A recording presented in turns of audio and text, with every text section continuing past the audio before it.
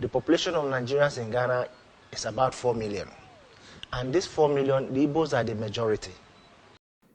Hi everyone, and welcome to I'm a Ghana Observer. So you heard it from the horse's mouth. You heard this Nigerian saying there are 4 million Nigerians living in Ghana. And this video is about approximately 10 years old, from 10 years ago. Some Nigerians came for me in my comment section, the comment section of a video I made about a week ago when one Nigerian YouTuber was talking about how she believed, based on what she was seeing of the Yam Festival of 2023, that there are actually 7 million Nigerians living in Ghana. And Nigerians were not having it. My comment section was ablaze with their fury. And it was from one of their own. So if 10 years ago, this Nigerian was confessing that there are 4 million Nigerians living in Ghana, then we should all agree that there are approximately 7 million in the year 2023. Reasonable people would believe that. Something I found interesting in the excerpts of the video I'm going to play is how the dual nationalities of their offspring are not recognized. Though they might have children with Togolese, Liberians, Ghanaians, the children are indoctrinated as Igbos. And I wonder how that is going to play out in the future. Where is their allegiance going to be? Is it going to be Ghanaian? Is it going to be Nigerian? Is it going to be Togolese? It's really something we have to ponder, because sometimes, frankly, I wonder at some of our politicians, their lack of love for Ghana and Ghanaians. It makes me question their patriotism and where their allegiance lies. Are they split between two? It's really something to make you ponder and say, So anyway, here is the video, and I'll be back to discuss.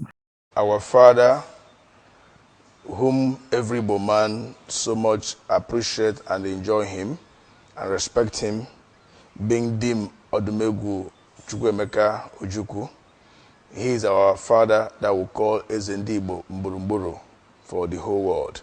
So he decided to think about bringing the tradition and the culture of Ndibo where the Igbos are living. That is what prompted Igbo in diaspora. And Igbo in diaspora is existing in so many states in Nigeria outside the IGBOLAND. It's also existing in foreign land in the Western world and other African countries. Among these is those that prompt Igbo in Ghana. And when this is prompt, my people here living in Ghana, the Igbos in Ghana, and the Igbo leaders in Nigeria. Because remember that they started from Igbo leader being Dim Odumegwu Ojukwu. And the Igbo leaders in Nigeria, people like the son of Ojukwu, being Akbonwandi Igbo. People like Rochas Okorocha, the executive governor of Imo State. People like Ogbonnaya, the former governor of Abia State. People like Chukwuemeka Ezife, the former governor of Anambra State. People like Pius Ogbonnaya. And the whole lot of Ndibo leaders. They decided that it's a time that the people of Ghana will also provide Igbo in diaspora. And my people here in Ghana are ever ready for that.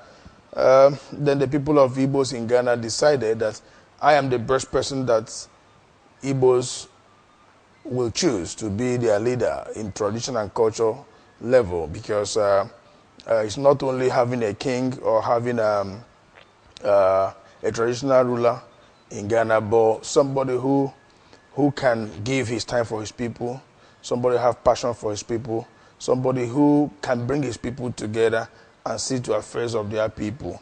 So that's what prompted is. First of all, I want to go a little down to history of the Igbos. Before the Igbo started giving or start crowning people in diaspora, you have to realize that Igbos are scattered all over the world. And any country you go, you didn't find an Igbo man, they will tell you to run away from that country. And having scattered all over the world, wherever they go, they start good business, they marry, they do all manner of works there just to make ends meet. And along this line, our father, who today is late, Chief Chukwemeka Odumegwu Ojukwu, who was our father during the war, up to the time he was called to Mother Earth. This man has traveled out and seen that the Igbos have migrated to so many countries, and there's need for them to start uniting together, coming together to embrace the culture of the Igbos. This informed this idea of going to any of these countries to make sure they bring Igbos together. And that makes this culture of installing kings in diaspora. Here in Ghana, the population of Nigerians in Ghana is about 4 million. And this 4 million, the Igbos are the majority. The Igbos here in Ghana, they've married a lot of Ghanaians, Togolese, Liberians, Burkinabes, and even Ghana, where we live. Now, these children are all Igbos. These children are all Igbos. These children are all Igbos. And if we don't let them know the culture and tradition of the Igbos, it means our culture is wiping away. And the installation of this king means to plant the culture and tradition of the Igbo in Ghana and any other country that we found that there are a good number of the Igbos living in that country. By that, the essence of this kingship has come to be. Having understood the throne he now occupies, His Highness Dr. Ambassador Henitu, a well-traveled man, known that the best way to grow any nation and development, language plays a very vital role. He then established Igbo-speaking coaching school across the country, where he rules as the Ezendi Igbo, that is the Republic of Ghana. I have a whole lot of plans for my people, the Igbos. First of all, you'll bear with me that Igbo speaking school is seriously running in Ghana. The people of Ghana cherish that even more than Nigerians as a whole. The people of Igbos also cherish that. This is one of my projects. That's Igbo speaking school. Because the children we are giving birth to them here today, they cannot speak the language of the Igbo. They are very good in Ghanaian language and English language. They go to school, they learn Spanish and French and all that. And none of them is learning Igbo. And we, the parents, we're always busy in our various businesses. In the morning, father and mother go to work. The kids go to school. Father and mother come back in the night. The kids come back in the night. No time to speak the language for them. No time to take them through the language. I decided that the time has come where we must let the children know the tradition, the culture, the language of where they're coming from. I established Igbo speaking school in Ghana here, which is running today, every Saturday. Is for 2 hours, 10 to 12. Some areas has extended 2 sections every Saturday, like area like Dansuma has extended 2 sections. Area like Kasua, area like Domekwabe has extended 2 sections every Saturday. They are learning the Igbo language. This is one of the projects, and believe me, the children are doing very well. Now they can speak Igbo, they can write Igbo. This is one of the projects I have for my people. Even our wives married from other tribes, other countries in West Africa, are schooling free of charge.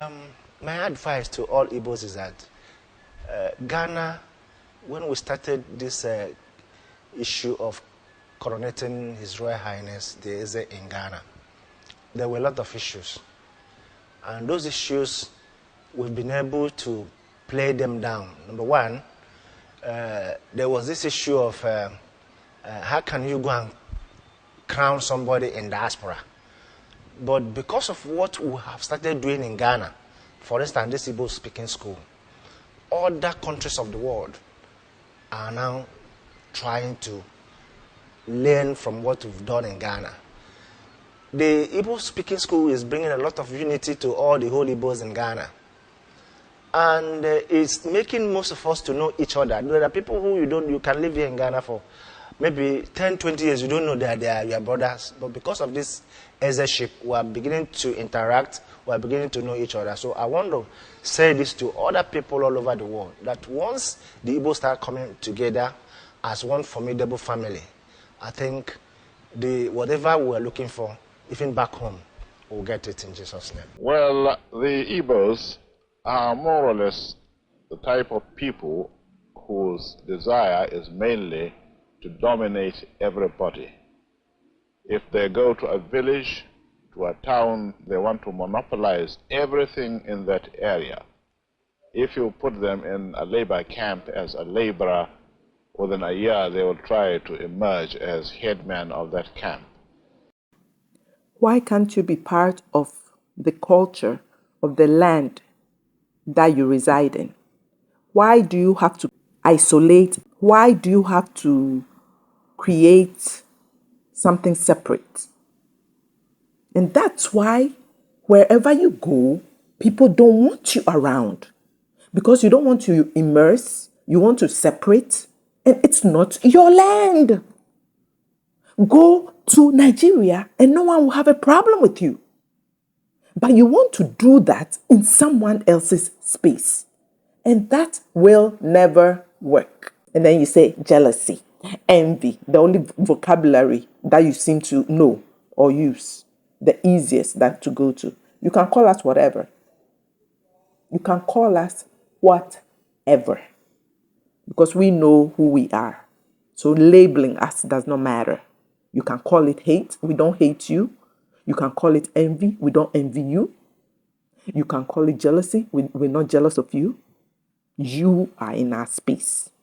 So you envy us. You are jealous of us. You hate us for what we have. That reverse psychology, gaslighting, not going to work. So anyway, folks, I'm going to end it here. Thanks so much for watching, and I'll see you in my next video. Bye.